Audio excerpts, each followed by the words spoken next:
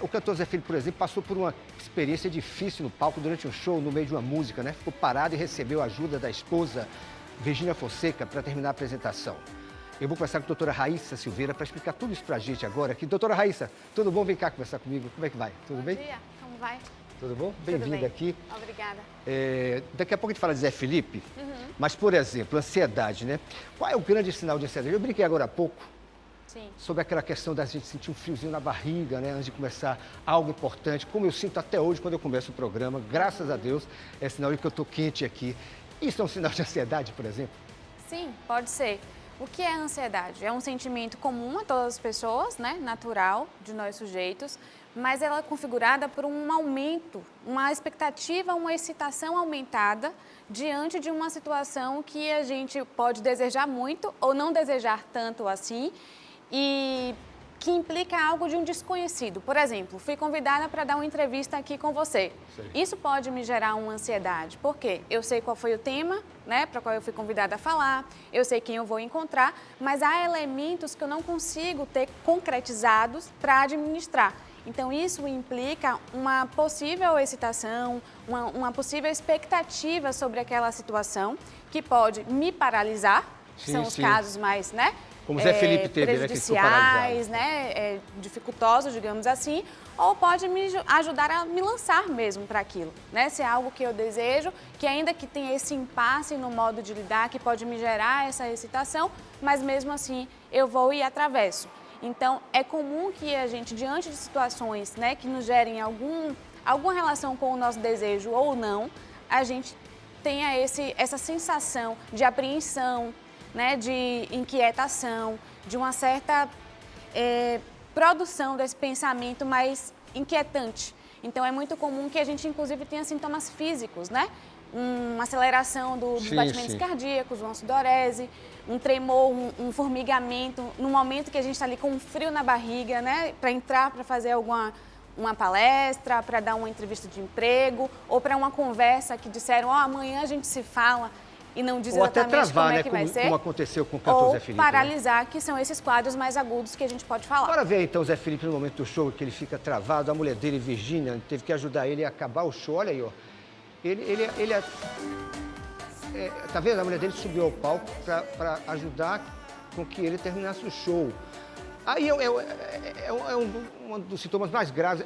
O que ele fala? Vamos ouvir. A primeira vez que eu tive, quem tem sabe tão ruim que é a sensação, e aquele show, a Virgínia me ajudou muito a terminar o show, só quem estava comigo sabe tão difícil que foi fazer aquele show, terminar o show.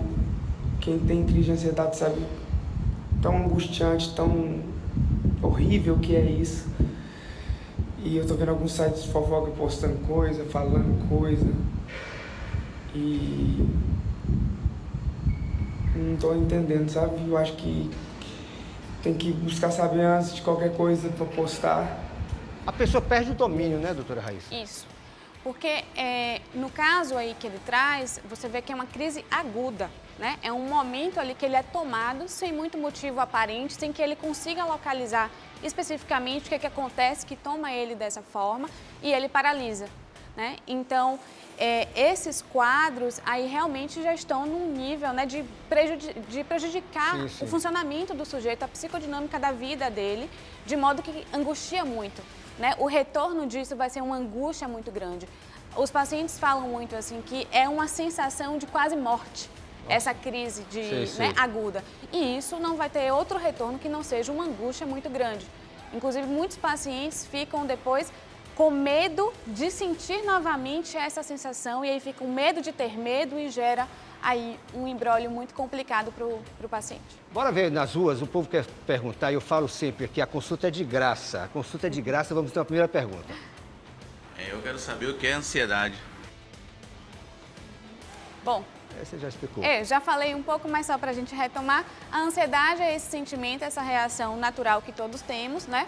Com uma excitação, uma expectativa aumentada diante de uma situação que a gente pode querer muito ou não querer tanto, mas que implica um fator, algo ali de um certo desconhecido que a gente precisa ser convocado a administrar e às vezes pode gerar esse impasse né? Na reportagem de nosso... Rafael Marques, ele mostrou assim, uma senhora, eu esqueci o nome dela agora, que ela trata com aromaterapia, com chás. Isso ajuda a reduzir o nível de ansiedade da gente?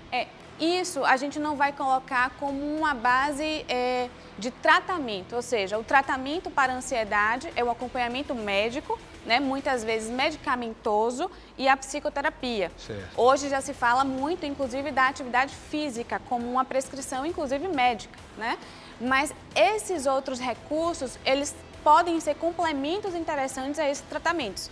E aí a gente vai avaliar muito no caso a caso. Uma aromaterapia pode ser muito funcional para um sujeito e não tanto para o outro, como pode ser, por exemplo, uma meditação. Então, são complementos de tratamento aí que podem ser interessantes em vários casos. Cada caso é um caso, né? Vamos à próxima pergunta, então. Ansiedade causa problema de sono? Com certeza.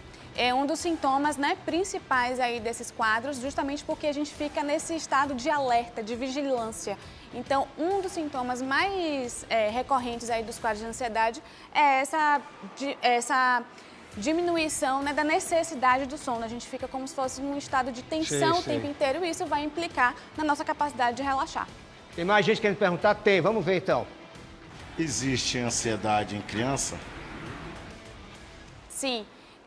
Não temos idade, digamos assim, específica para quadros de ansiedade. A gente vê muito, pela pergunta dele, muito comum na prática, né, clínica com crianças, aquela criança que está passando pelo momento de separação dos pais, que começam a se inserir em outros laços sociais, que vão para a escola. Ali pode-se ter alguma manifestação de ansiedade. Mas é uma ansiedade momentânea, é isso? Sim, pode ser momentânea ou pode sim se agravar e fazer quadros mais, né, de sofrimento psíquico mesmo. Então você pode ver crianças com toque, você pode ver crianças extremamente inquietas, né, nesse estado de tensão, com dificuldade de sono, com dificuldade de apetite.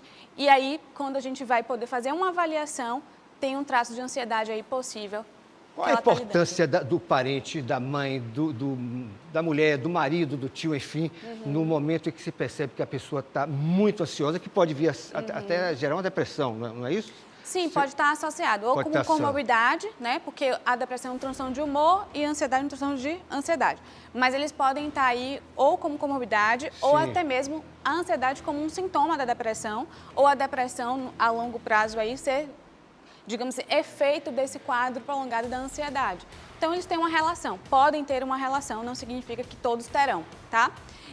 A família ou quem estiver ali, né, o primeiro ponto, assim, que eu gosto muito de marcar é que não se pode subestimar, né? Ah, mas todo mundo é ansioso, você vai lidar com isso na sua vida, toda hora vai aparecer uma coisa diferente e você vai ficar desse jeito, né? Não se subestima a ansiedade porque isso é sofrimento, né? E todo sofrimento tem prejuízos ao sujeito e a quem está com ele também, porque as relações são também influenciadas por esses quadros.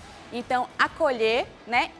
Estimular para que o sujeito procure um acompanhamento médico, um acompanhamento psicológico, que faça um tratamento, porque a gente sabe que tem tratamento para isso, né? Para que ele pague menos caro aí para estar na vida, né? Na psicodinâmica dele e estar ali presente, né? Acolher e poder dar um direcionamento. Agora, a família tem um limite, então é preciso que se faça realmente acompanhamento profissional. Obrigado pela entrevista, doutora Raíssa. Eu que agradeço. Muito obrigado. Muito obrigada. Obrigado mesmo.